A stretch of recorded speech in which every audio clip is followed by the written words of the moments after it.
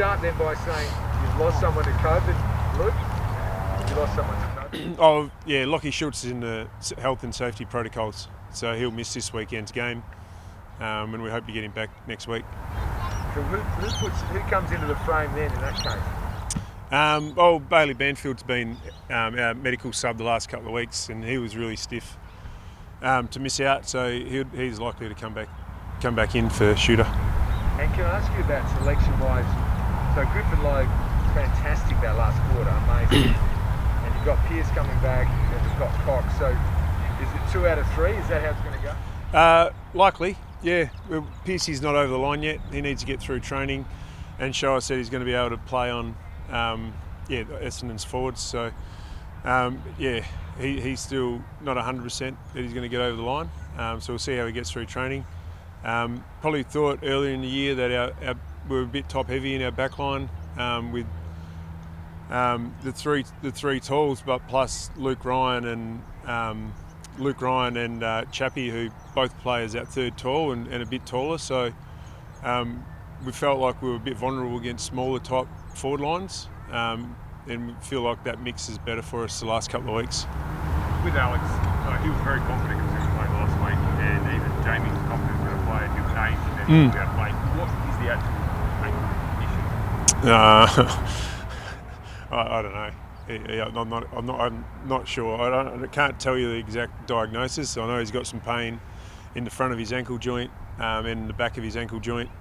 And these things recover. It's like they can get to 80% really quickly, or 85, 90% really quickly, but then that last 10% takes a little bit more time. And some guys run in straight lines really well, and then they get forced to either stop or start or change direction, and that's where they get a little bit of a tweak and the pain continues. So we think it's improved, but we want to make sure he's 100% because, as Barrett said, we've got players in really good form that deserving of spots in the side, so we don't need to take any unnecessary risks. There's no concern that it's going to be sort of long term? No, we're really confident that he'll get up for this weekend, and that's not the case. Well then, he'll be a certain starter next week. Caleb the same, confident?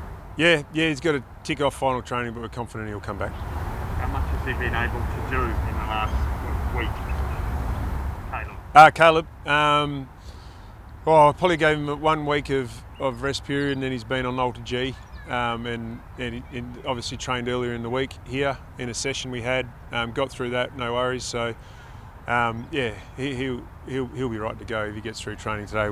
That's plenty for him to do. How's Nat fasting tracking? How much training has Nat been able to do in the last week or two? On the grass, very little, but we expect that to ramp up over the next couple of weeks. It's all gone to plan so far. He's been able to run on the Alter G and get some running to his legs that way. And we expect him to keep progressing. With Caleb's injury, so is it something that'll have to be managed going forward, or do you think once it's behind him you can move on? We think once he starts playing again, he'll be right to go. Yep. And it was probably one of those things we just thought we could have pushed him through, but there was a risk attached to that, and we thought we can give him steal him a couple of weeks off now and get on top of it. That should put it behind him for the rest of the year. Sorry to jump ship back just to Nat for a sec. When are you realistically hoping to see him back? Is it before the mid-season bye? Yeah, probably a couple of weeks before the mid-season bye, around that mark.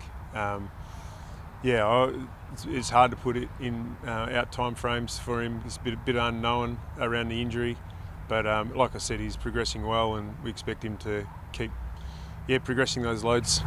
Has Darcy Tucker been available? He's close to being available. I'm not 100%. I'm reluctant to say he's 100% available. I think he's got one more test he needs to pass, which is just ticking off the requirements through the AFL. He's got one more to get through, he's feeling really well in himself, and he'll train today, and he'll put his name up for selection. Is him and Tucker available? How do you squeeze him in? O'Driscoll doing so well, and Rasmus in their absence. Yeah, we're going to have to think about that this afternoon. It's a good problem to be in, and Raz got his opportunity to perform well. Nate got his opportunity on the wing and he's performed really well. And so we're in a good position as a footy club, and competition for spots is healthy, and that should drive the improvement around the group. And no player should be getting comfortable. So that's a good thing. It's a good problem to have for match committee. Luke Ryan said on radio this morning that the competition for spots is really driving the standard to a new level because everybody knows they can't rest on their laurels. Do you subscribe to that theory, and is that something you've noticed around the group? Probably, I think it started before the competition for spots came up. The drive for higher standards and the connection to help each other and push each other across the group. Like that's been there since halfway through last year. I've seen an increase in that, and in particular over the pre-season, our players really, and when there wasn't any competition for spots because we weren't playing games, really driven each other to higher standards and helped each other get better. So that's been there a while. Once you get in season, the competition for spots is just probably a little bit of background pressure on some players. John Darcy Tucker, did you get to the bottom of what happened exactly? I didn't, but the doctors did, and I think it's just something that can happen when you get concussion, and it's all been positive since that. He had some symptoms, delayed symptoms, which he's now over, and he's ticked every box that you have to through the AFL protocols, and we'd never put him at risk in playing him too soon. So it's really pleasing for him to be able to get to this position. So was there a little glancing blow was there that didn't show up that I think it's hard to say. I think it was probably more the whiplash of the tackle. But I'm probably a bit uneducated to speak about it, really. So I won't go into any more depth, but it was probably the whiplash of the tackle that caused the majority of the concussion, I would have thought. Just on COVID, are you expecting Shoots to be the only one you miss, or are there any other guys you're waiting on tests? No, we expect him to be the only one at this stage, yep. But looks like you'll probably have your closest to your best 22 you've had as a coach then, if it's only Fife and Schultz. How exciting is that to have a pretty clean list? Yeah, it's great. It's great. It's our fitness staff have done a great job of getting our players fit and available, and we've spoken a lot about competition for spots. We're in a healthy position to be in as a footy club. So player is playing his role, and for the team, well then he'll keep his spot in the side. But if he doesn't, there'll be someone else to come in and take that spot. So we're in a great spot. A few extensions for some young players. How excited are you by how they're tracking? I'm super excited about that group of players that have got extensions. They came into the footy club and got to work straight away, and they've been rewarded for that work. Walks, Jono and Raz, I take it they're the three you're talking about.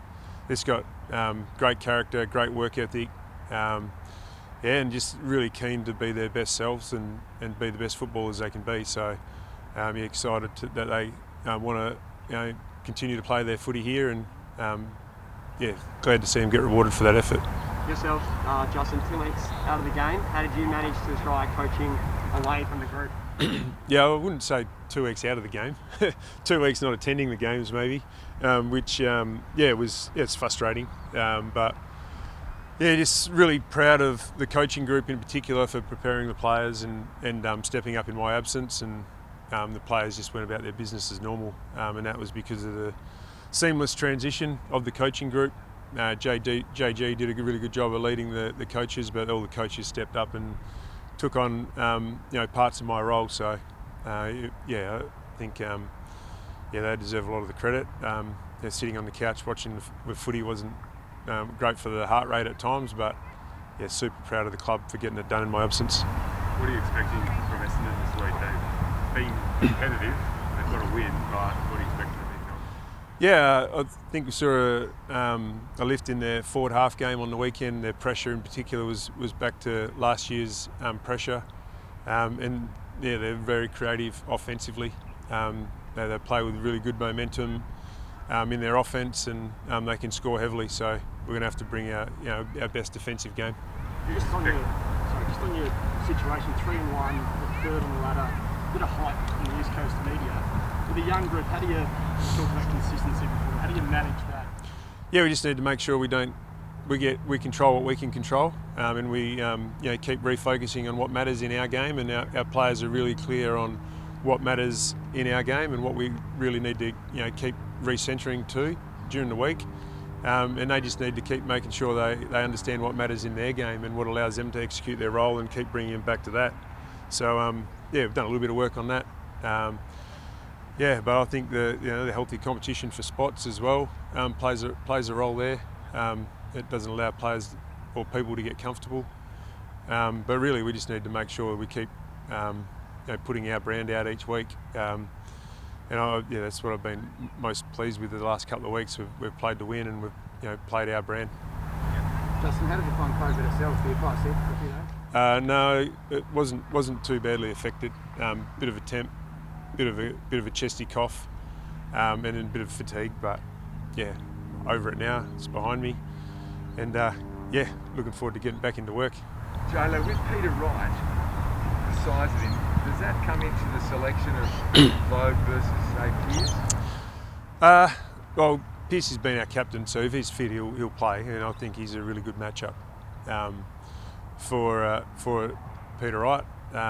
Clearly one of the best in form forwards in the comp, especially with his marking. But we can change it around. We've also got Brendan Cox, who's high 190s in height. He can play on the tools as well. So Pearce is probably our preferred matchup just because of the sheer size of Wright. But I think we can get around that if he doesn't play. There seems to be a trend back towards tagging. Is that something you'll look at this week to sort of stop us quiet for the Essendon? Yeah, we've done some roles this year, and we'll keep looking at that. Always weigh up our mids versus their mids, and we'll look at that though. Yep.